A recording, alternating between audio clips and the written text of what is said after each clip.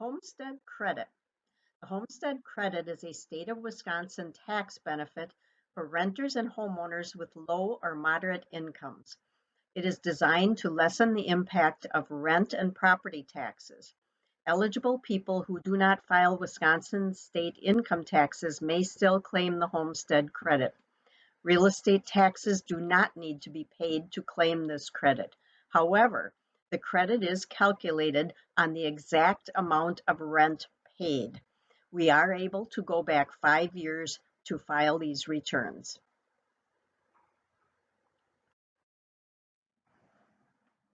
Homestead credit qualifications. The homestead credit has multiple qualifications in order to qualify for this benefit. The claimant must be 18 or older as of December 31st of the claim year. The claimant or their spouse must meet one of the following conditions. They must have earned income during the year. Unemployment is not considered earned income, nor is pension income.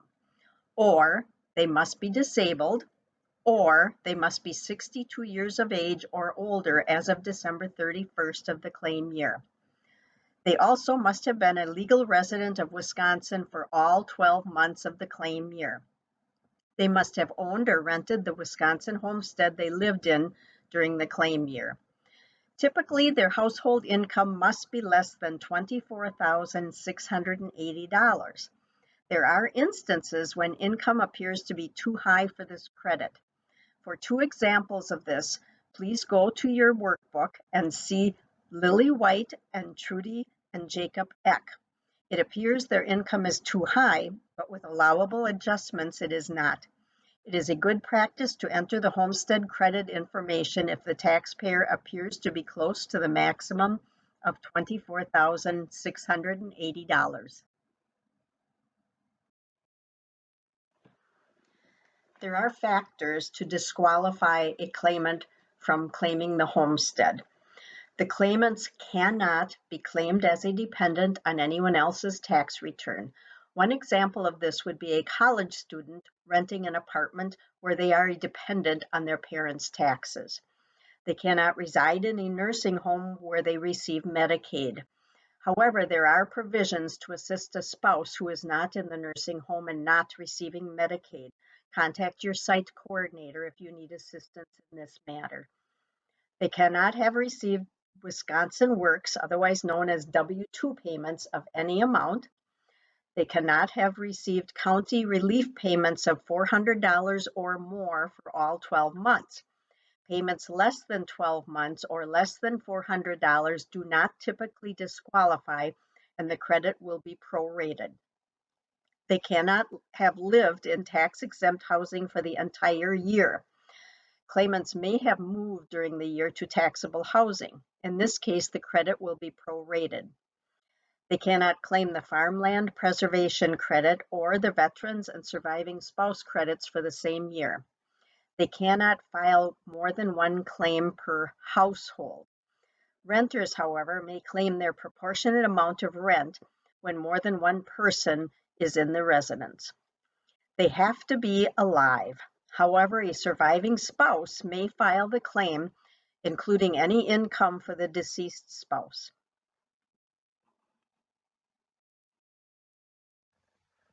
This is the screen in TaxSlayer where you can find the Homestead Credit application. It is under the State section. Once you choose the Homestead Credit button in TaxSlayer, you will see this screen. You must choose Yes from this drop-down. This toggle allows the homestead to calculate. If you have entered all the information for the homestead and it does not calculate, be sure to check this drop-down to make sure it is marked Yes. The first 3 boxes need to be filled in: basic information, household income, and the taxes and/or rent section. We will take these individually.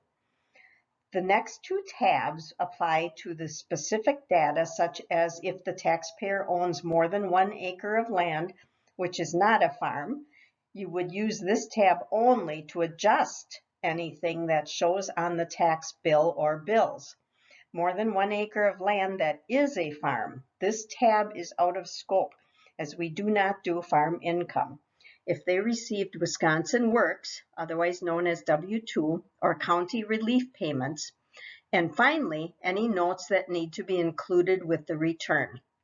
I am going to mention here the Homestead Credit is available on the claimant's house, their homestead, and 1 acre of land. If they own more than 1 acre, Homestead needs to do a prorated calculation. Basic questions. This screen is self-explanatory.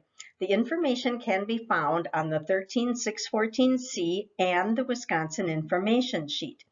It should be noted that if one claimant is over 62 or under 62 with earned income, the correct answer to this question is no. This only applies if all the claimants on the return are under age 62 and have no earned income. The household income screen lists source of income that may not be taxable but are includable for the calculation of the homestead credit.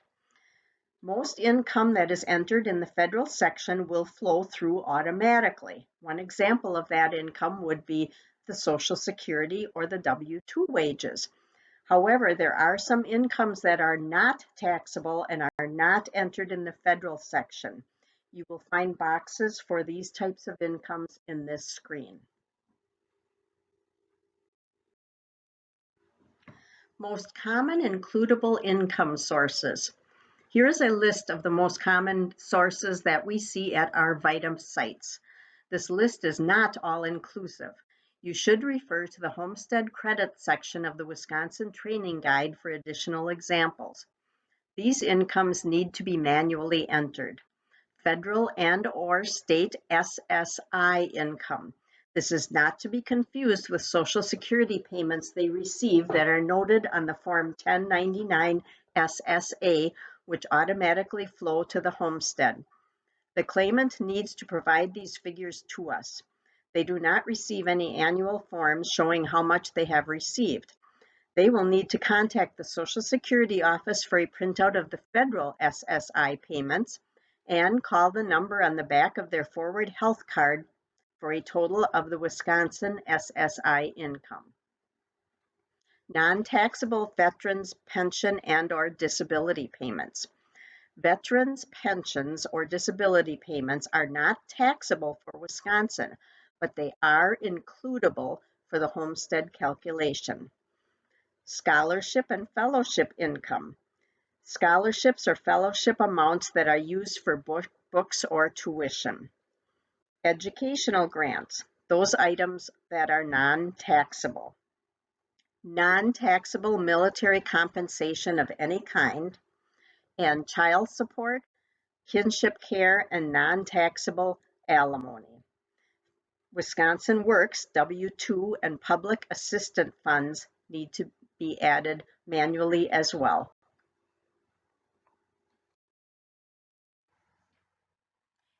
Continuing on, here are other forms of includable income.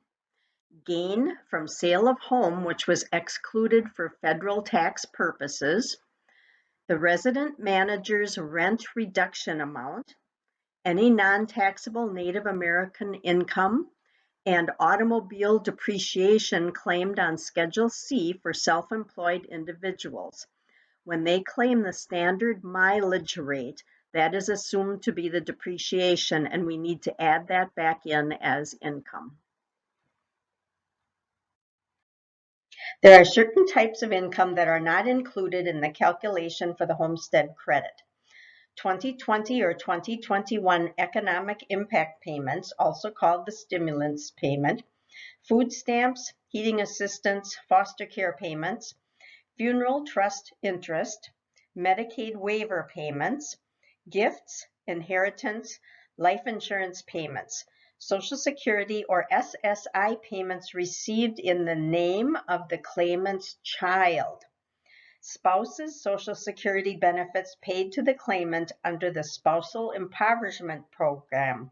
These benefits are typically paid to a claimant whose spouse is in the nursing home and the claimant continues to reside in the home. These payments come from Social Security and are intended to ease the burden of that spouse in maintaining the household. This is the top portion of the tax or rent section. You must choose one, either homeowner, renter with heat included, or renter where heat is not included. The next three fields are only for adjustments to the taxes or rent certificates.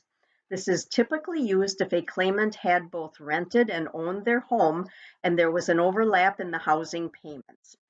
It is also used for new homeowners who received a prorated payment at closing, giving them credit from the seller for taxes owed until the date of sale.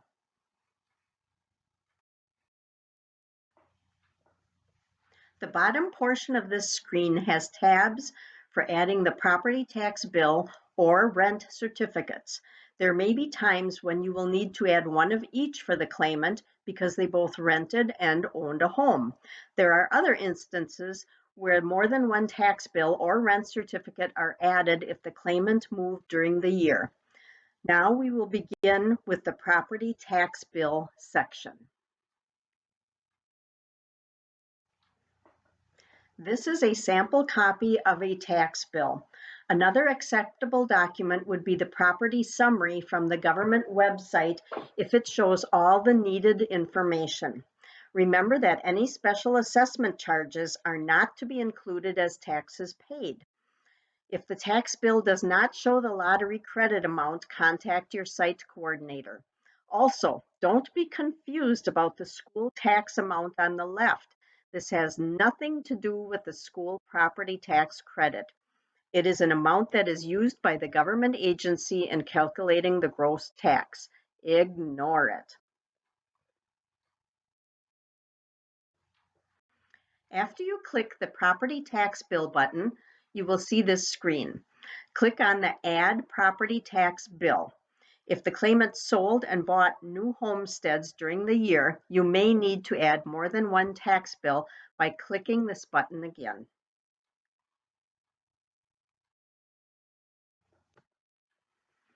If the claimant bought or sold property during the tax year, you will need to use the appropriate sections to enter that information.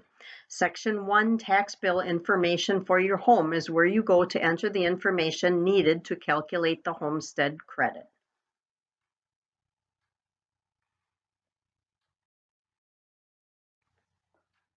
Be sure to choose Yes from the drop-down for the homestead to calculate the credit properly. Choose the appropriate type of property ownership. If the claimant owns this parcel with someone other than their spouse, choose self/spouse and others and note the percentage of ownership in this box. There are additional questions that need to be answered if the choice is self/spouse and others. Typically, the majority of the homesteads we calculate at our VITA site are the self-spouse, which includes those properties covered under life estates. Continue down the screen, adding the information you find on the tax bills. If the claimant owns a lot, which is typically less than 1 acre, enter 1 as the total acres. Remember, the homestead is calculated on the homestead and 1 acre of land. There are cases where the claimant owns the improvement, but not the land it sits on. This is typical for mobile home parks where the claimant owns the mobile home but pays lot rent. In this case, the mobile home may have a personal property tax bill. Enter 1 as the acreage and $1 as the assessed value of the land in order for the credit to calculate properly. For more information, refer to your training manual. Here is where you enter the gross property taxes. That is the amount of taxes before the first dollar credit and lottery credit are subtracted. Add the first dollar credit and lottery credit together. If the tax bill does not show a lottery credit, contact your site coordinator for guidance. Now let's talk a little bit about rent certificates. These forms are typically filled in and signed by the landlord. There are times where the landlord will not sign the rent certificate. In those cases, the renter usually fills it in and provides proof of rent paid.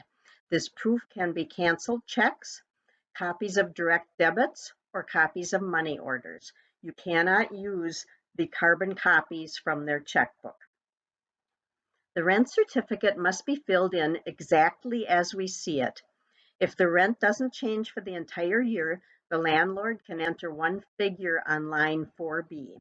Sometimes the rent changes or the renter does not pay their rent each month. In that case, the landlord will fill in the appropriate amounts by month. If the property is tax exempt, typically the claimant will not qualify for the homestead credit. However, at times the landlord may make payments in lieu of taxes, which means they make payments typically to the municipality that are not considered as taxes. The landlord will know if this is the case and fill in box 2B. Also, remember the number of occupants does not include the renter's spouse or children. Be sure to study the renter section in the Wisconsin Training Manual for more examples and information. And as always, if you have any questions, contact your site coordinator. Once you click the Rent Certificate button, you will see this screen. The claimant may have more than one rent certificate if they move throughout the year. There is one important thing to remember when you have more than one rent certificate. They can only have 12 months of rent claimed. In this case, you may need to go to the adjustment screen and adjust the rent down. You will enter the appropriate information in each of these sections. If more than one unrelated party rent the same residence, you will need to fill out the shared living expenses schedule. The final step in the calculation of the homestead would be to add any notes to the return as needed. Our normal homestead claimants don't need many notes attached to their returns. If there is an unusual circumstance, you may want to make a note of it here. Please be sure to mark this area as a yes if you need to add notes. Here is a list of the most common notes to add to the homestead credit returns. First off, the car or truck expenses claimed using the standard mileage rate. This is for self-employed taxpayers. Whatever amount is deducted for these expenses on their Schedule SE needs to be added back in as income. They may have had a gain from the sale of their principal residence that was excluded for federal purposes. Normally, if someone sold their primary residence and takes advantage of the federal exclusion, they will not qualify for the homestead. But there are cases when the exclusion is low. We need to add this figure back in. Very little or no household income. Some taxpayers rely on savings or gifts from friends or relatives in order to make ends meet. If the amount of income is so low that you are wondering how they pay for food, transportation, and so on, ask. It is our responsibility to file correct returns. If it has a property tax bill for the mobile home or manufactured home, you would want to check the box corresponding to that. If there was no lottery tax credit on the bill, but the homeowner qualifies and has not yet requested it, make sure you discuss this with your site coordinator. They should be able to give you the amount of the taxpayer should have received. They also have guidance on how the taxpayer can claim the late lottery credit up until October of that year. And they will also have forms available for claiming this credit on subsequent tax years. You may assist the taxpayer in filling these out and provide them with the addressed envelopes for mailing. The claimant may have moved during the year. You'll need to note both addresses down in the bottom section with the actual dates they resided at each. Continuing on, here are more common notes to add to the checklist. They may have less than 12 months property taxes and/or rent being claimed.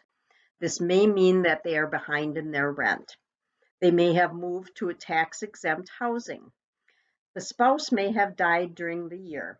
Be sure to enter the date of death and include a copy of the death certificate when scanning for the required attachments. The claimant may have resided at the property address shown on the tax bill, but uses a different mailing address on the tax return. We would see this in cases where a child takes care of their parents' financial affairs or if the claimant uses a post office box. The landlord will not sign the rent certificate. In this case, the claimant needs to provide proof of rent payment. That can be by copies of the direct debits from their bank account, copies of money orders, receipts, or copies of canceled checks. The carbon copies of checks written do not qualify for this. Final thoughts. Calculating the homestead credit can sometimes be confusing. Don't hesitate to ask for assistance from your site coordinator or a seasoned volunteer. Remember, this is supposed to be fun.